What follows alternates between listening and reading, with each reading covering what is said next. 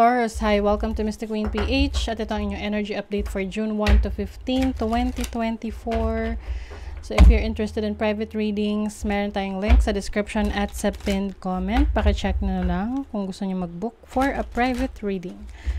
Okay, Taurus, let's see what's up with you. Ngayong June 1 to 15, first half ng June for Taurus. You have the Queen of Wands. Very ambitious.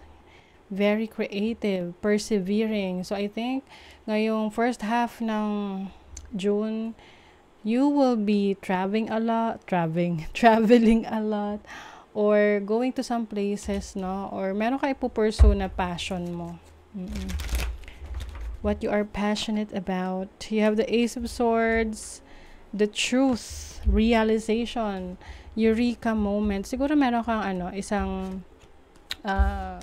business idea na you're going to be very excited about. And then you have the Two of Wands. I also see you getting good news, no? Merong kang marireceive na good news from abroad or pwede ring sa ina-applyan mo or sa mga projects mo, endeavors mo. You have the Lovers. Uy. So, some of you, maaring meron kayong pwedeng long distance partnership with someone or relationship with someone. Maaring, it's either ikaw yung pupunta dun sa country ng person mo or yung person mo pupunta sa country kung nasan ka, kung long distance kayo. So, may meet up. Oo. And then, you will go out and have fun together with your person. Yung iba naman sa inyo, meron kayong business partnership. Pwede rin collaboration with a company sa ibang bansa. Lalo na if you are a content creator, pwedeng merong paid partnership, ganyan. You will also enter a commitment. Can be a new job, a new business, or a new career that you want to explore.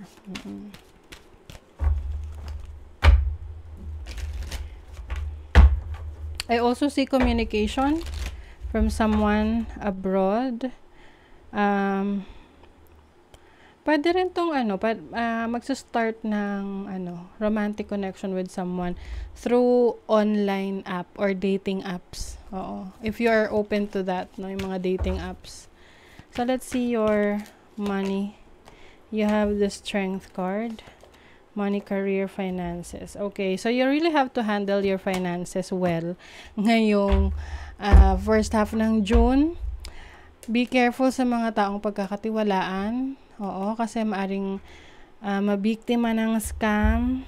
Okay, you have the Three of Swords, the Five of Pentacles. Maaring meron kang inaasahan na marireceive na pera from someone, pero maaring i-disappoint ka nito. Pwedeng meron kang sisingilin na utang sa'yo ng isang tao, tapos hindi niya maibibigay sa tamang panahon na kanyang ipinangako.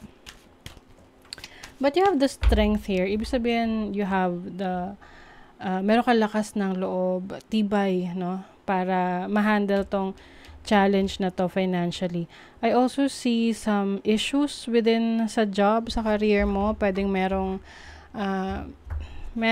cause ng drama sa trabaho na you will feel na parang it's kind of toxic sa workplace na yan. So, maybe it's time for you to realize kung if you are still willing, no, kung willing ka pa na magstay dyan. Kasi iba, tinitibayan nyo lang yung loob nyo na magstay sa ganyang situation sa career path ninyo, sa trabaho nyo. But it seems na hindi na kayo ganun kakomportable, hindi na ganun kasaya. Sa love life naman, you have the King of Pentacles. So, you may be dealing with an earth sign. Kapareho nyo earth sign, Taurus, Virgo, Capricorn. It seems like someone wants to have a break. Oo. Lalo na kung if you're trying to save a relationship.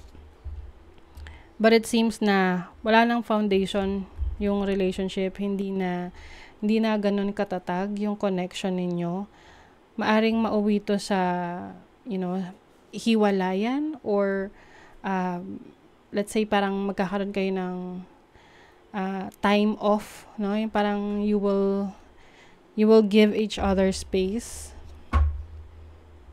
Lalo na kung both of you are very busy sa career ninyo, let's say, meron kayong mga gustong i-pursue sa buhay, yung person nyo, ganun din, meron din mga gustong i-pursue sa buhay, tapos hindi papanagpo ang inyong mga oras at panahon to spend more time with each other, lalo na kung long distance relationship ito. So, I feel like you can still save this relationship kung meron kayong babaguhin sa dynamics ng relationship ninyo. Let's say if you are in a long distance relationship, kung may pagbabago, kaya nyong magsama sa isang lugar na kung saan lagi nyong makikita yung isa't isa at makakasama yung isa't isa, you will be there for each other. I think maayos niya yung relationship. Pero kung walang magbabago sa sitwasyon ninyo, maaring mapunta doon sa separation. Okay? But I think nandun kayo sa sa sitwasyon na you want to reassess. Gusto mong malaman kung okay pa ba sa'yo yung ganyang setup or yung tipong magtitiis ka ba or magmo-move on ka na.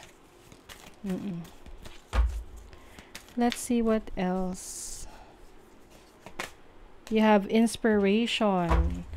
Maaring meron ka ngayong inspiring ideas to do para para sa personal development mo, achievement mo, ganyan, gusto mong gawin, na-inspire ka sa isang tao, sa isang situation na alam mong tutulong sa'yo para mas mapabuti mo yung sitwasyon mo sa buhay. You have romance, okay? So, isa rin sa theme ng inyong life ngayong first half ng June ay ang inyong romantic connection. See, you are letting go of the things that are no longer serving your highest good, your highest purpose, that you feel na parang instead na nag-grow ka is parang nasa-stuck ka na, you are feeling blocked. So, for some of you, you are going to let go of a situation na sa tingin mo, nagawa mo na yung best mo, and it's time to move to a new direction. Let's see what else. You have creative force. Ayan. So, you're going to tap into your creative talents, your creative skills. You will be more committed dito sa mga gusto mong gawin. Let's say, meron kang project. Meron kang gustong subukan, trabaho, business, career. So, mas magiging dedicated ka, committed ka rito. Para makita mo talaga yung resulta. You have soulmates, lovers, union. Some of you, pwedeng merong new connection, new relationship na may potential, no, para sa inyo.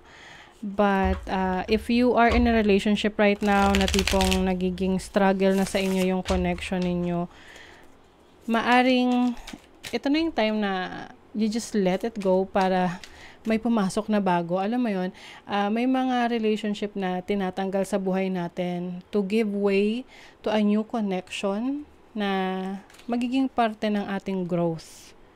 Ayan. Meron kang wish na matutupad. Shooting star. So this is the energy of a fixed sign. So who is very imaginative. Medyo matigas lang yung ulo, no? Yung tipong kung ano yung gusto mo, yun yung ipupurso mo. But of course, no, if talagang may paninindigan ka dyan, why not? Dahil meron ka namang makukuhang magandang resulta dyan if you are really focused on that. Lalo na kung meron kang inspiration ngayon. Rise above it. It's not yours to carry. You are an empath. How can you detach from the drama? So, ayun na nga, yung drama na iiwasan mo or parang you don't want to deal with that anymore. Lalo na kung paulit-ulit na lang yung drama na hindi naman nabibigyan ng solusyon. It's just creating conflict or nagkikreate lang siya ng stress, ng toxic energy sa connection mo or even the environment na meron ka. So, for you, you are going to let go yung mga energies that is not beneficial to you, and you will focus on your growth, kung saan ka mas lalago, kung saan ka mas uunlad. Okay? So that is your reading, Taurus. Thank you so much. Bye.